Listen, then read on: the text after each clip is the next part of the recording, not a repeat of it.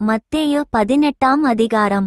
அவ்வேளையிலே சீஷர்கள் இயேசுவினிடத்தில் வந்து, பரலோகராஜ்யத்தில் எவன் பெரியவனாயிருப்பான் என்று கேட்டார்கள்.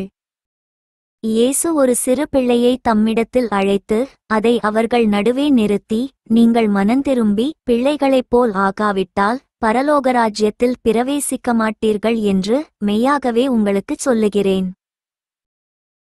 ஆகையால் இந்த பிள்ளையைப் போல தன்னை தாழ்த்துகிறவன் எவனோ அவனே பரலோகராஜ்யத்தில் பெரியவனாயிருப்பான். இப்படிப்பட்ட ஒரு பிள்ளையை என் நாமத்தினிமித்தம் ஏற்றுக்கொள்ளுகிறவன் என்னை ஏற்றுக்கொள்ளுகிறான். என்னிடத்தில் விசுவாசமாயிருக்கிற இந்தச் சிறியரில் ஒருவனுக்கு இடறலுண்டாக்குகிறவன் எவனோ அவனுடைய கழுத்தில் ஏந்திரக்கல்லை கட்டி சமுத்திரத்தின் ஆழத்திலே அவனை அமிழ்த்துவது அவனுக்கு நலமாயிருக்கும். இடறல்களினிமித்தம் உலகத்துக்கு ஐயோ, இடறல்கள் வருவது அவசியம். ஆனாலும் எந்த மனுஷனால் இடறல் வருகிறதோ அவனுக்கு ஐயோ. உன் கையாவது உன் காலாவது உனக்கு இடறலுண்டாக்கினால் அதை தரித்து எறிந்து போடு. நீ 2 கையுடையவனாய் அல்லது 2 காலுடையவனாய் நித்திய அக்கினியிலே தள்ளப்படுவதைப் பார்க்கிலும் சப்பாணியாய் அல்லது ஊனனாய் நித்திய ஜீவனுக்குள் பிரவேசிப்பது உனக்கு நலமாயிருக்கும். உன் கண் உனக்கு இடறலுண்டாக்கினால் அதை பிடுங்கி எறிந்து போடு. 2 கண்ணுடையவனாய் எரிநரகத்தில் தள்ளப்படுவதைப் பார்க்கிலும் ஒற்றைக் கண்ணனாய் ஜீவனுக்குள் பிரவேசிப்பது உனக்கு நலமாயிருக்கும். இந்தச் சிறியரில் ஒருவனையும் அற்பமாய் எண்ணாதபடிக்கு எச்சரிக்கையாயிருங்கள். அவர்களுக்குரிய தேவதூதர்கள் பரலோகத்திலே என் பரமபிதாவின் சமூகத்தை எப்போதும் தரிசிக்கிறார்கள் என்று உங்களுக்கு சொல்லுகிறேன். மனுஷகுமாரன் கெட்டுப்போனதை இரட்சிக்க வந்தார். உங்களுக்கு எப்படி தோன்றுகிறது? ஒரு மனுஷனுக்கு 100 ஆடுகளிருக்க அவைகளில் ஒன்று சிதறிப்போனால் அவன் மற்ற 99 ஆடுகளையும் மலைகளில் விட்டுப்போய் சிதறிப்போனதை தேடாமலிருப்பானோ? அவன் அதைக் கண்டுபிடித்தால் சிதறிப்போகாத 99 ஆடுகளைக் குறித்து சந்தோஷப்படுகிறதை பார்க்கிலும் அதைக் குறித்து அதிகமாய்ச் சந்தோஷப்படுவான் என்று மெய்யாகவே உங்களுக்குச் சொல்லுகிறேன். இவ்விதமாக இந்த சிறியரில் ஒருவனாகிலும் கெட்டுப்போவது பரலோகத்திலிருக்கிற உங்கள் பிதாவின் சித்தமல்ல. உன் சகோதரன் உனக்கு விரோதமாக குற்றஞ்செய்தால் அவனிடத்தில் போய் நீயும் அவனும் தனித்திருக்கையில் அவன் குற்றத்தை அவனுக்கு உணர்த்து.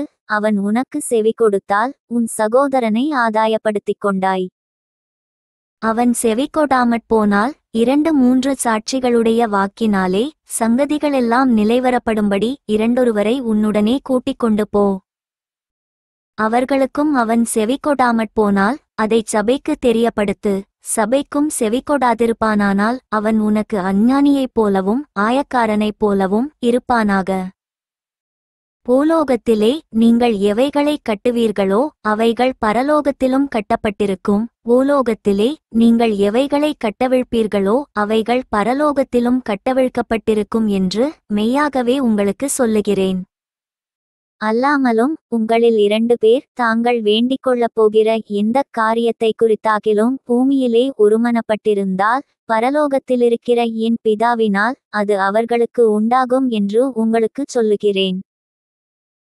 ஏனெனில் 2 பேராவது 3 பேராவது என் நாமத்தினாலே எங்கே கூடியிருக்கிறார்களோ அங்கே அவர்கள் நடுவிலே இருக்கிறேன் என்றார்.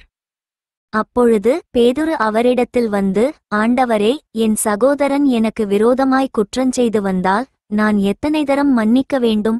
7 தரமட்டுமோ என்று கேட்டான். அதற்கு இயேசு, 7 தரமாத்திரம் அல்ல, 770 தரமட்டும் என்று உனக்கு சொல்லுகிறேன்.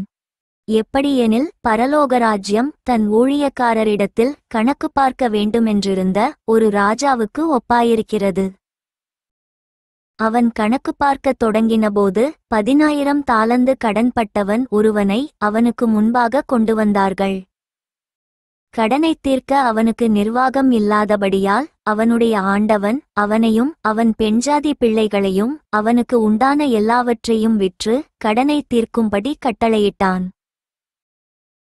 அப்பொழுது அந்த ஊழியக்காரன் தாழ விழுந்து வணங்கி, ஆண்டவனே, என்னிடத்தில் பொறுமையாயிரும், எல்லாவற்றையும் உமக்கு கொடுத்து தீர்க்கிறேன் என்றான்.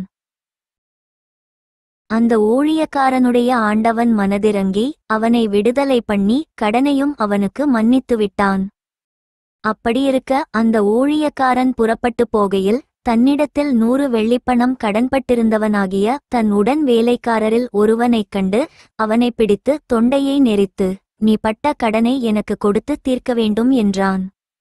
அப்பொழுது அவனுடைய உடன் வேலைக்காரன் அவன் காலிலே விழுந்து, என்னிடத்தில் பொறுமையாயிரும், எல்லாவற்றையும் உமக்கு கொடுத்து தீர்க்கிறேன் என்று அவனை வேண்டிக் கொண்டான்.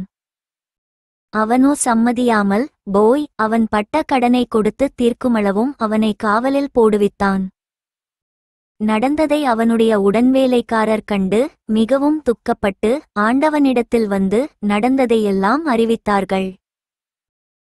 அப்பொழுது அவனுடைய ஆண்டவன் அவனை அழைப்பித்து, பொல்லாத ஊழியக்காரனே, நீ என்னை வேண்டிக் கொண்டபடியினால் அந்த கடன் முழுவதையும் உனக்கு மன்னித்துவிட்டேன். நான் உனக்கு இறங்கினது போல நீயும் உன் உடன் வேலைக்காரனுக்கு இறங்க வேண்டாமோ என்று சொல்லி அவனுடைய ஆண்டவன் கோபமடைந்து அவன் பட்ட கடனையெல்லாம் தனக்கு கொடுத்து தீர்க்குமளவும் உபாதிக்கிறவர்களிடத்தில் அவனை ஒப்புக்கொடுத்தான். நீங்களும் அவனவன் தன் தன் சகோதரன் செய்த தப்பிதங்களை மனப்பூர்வமாய் மன்னியாமற் போனால் என் பரமபிதாவும் உங்களுக்கு இப்படியே செய்வார் என்றார். For more videos subscribe and like my channel.